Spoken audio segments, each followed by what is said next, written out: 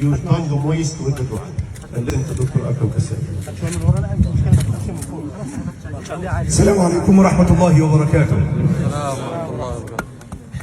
الحمد لله الذي قال كل من عليها فان ويبقى وجه ربك ذو الجلال والإكرام.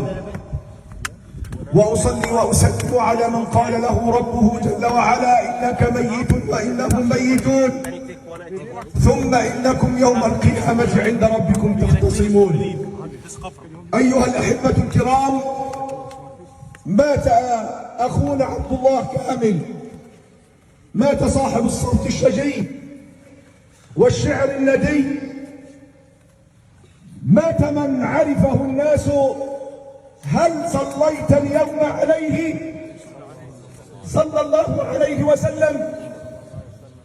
أحسب أن هذا الرجل بينه وبين الله جل وعلا سر، فمجيئه إلى هذه البلاد قبل رمضان وبقاؤه حتى هذه الأيام وبقاء دفنه حتى يوم الجمعة لتحضر هذه الألوف هذه الجنازة التي لم أرى مثلها في هذه الديار والله، وهو الذي ليس له من أخ ولا أخت ولا أب ولا أم هنا وكلنا له إخوة. شاء الله جل وعلا أن يموت في هذا المكان لتشهد هذه الجموع هذه الجنازة المهيبة. مات عبد الله كامل ولم يعمر في الدنيا كثيرا، ظلمه كثير من الناس، ظلمه كثير من الخلق، ظلمه أبناء مدرسته والمخالفون لمدرسته والمعادون لمدرسته.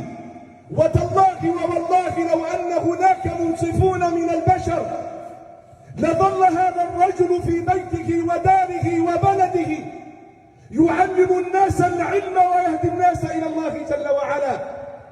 لكنها تلك هي الحياة الدنيا، كان من بلد إلى بلد ومن مكان إلى مكان، ربما داعيا إلى الله جل وعلا وتاليا لكتابه، لكنه في المقام الأول كان باحثا كغيره من الدعاة عن لقمة العيش.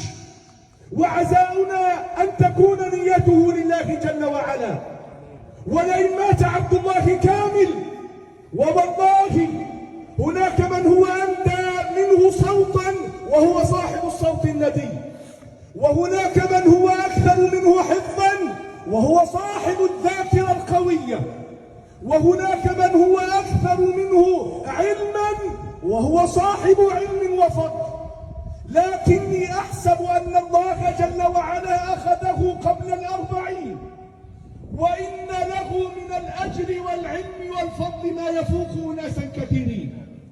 لقد مات في هذا العمر وهناك من شيوخه من لم يبلغوا مثل ما بلغ. أحسب أن له بين الله جل وعلا سر، فأسأل الله جل وعلا بأسمائه الحسنى وصفاته العلى ووحدانيته أن يجعل الليلة خير الليالي. اللهم اغفر له وارحمه، سامحه واعف عنه، إن كان محسنا فزد في إحسانه، وإن كان مسيئا فتجاوز عن سيئاته. اللهم كما قرب الناس إليك فادن منه برحمتك يا ذا الجلال والإكرام. اللهم أنزل عليه شابيب رحمتك. اللهم علمنا إلا أنه داعيا إليك تاليا لكتابك مؤمنا بك. اللهم كما فعل ذلك اجعل هذا خالصا لوجهك الكريم وزده نورا يا أرحم الراحمين. اللهم كما حرم من البصر في الدنيا فلا تحرمه من لذة النظر إلى وجهك الكريم يوم القيامة. اللهم لا تحرمه من لذة النظر إلى وجهك الكريم يوم الدين. اللهم آمين آمين. وصل اللهم وسلم وبارك على سيدنا محمد.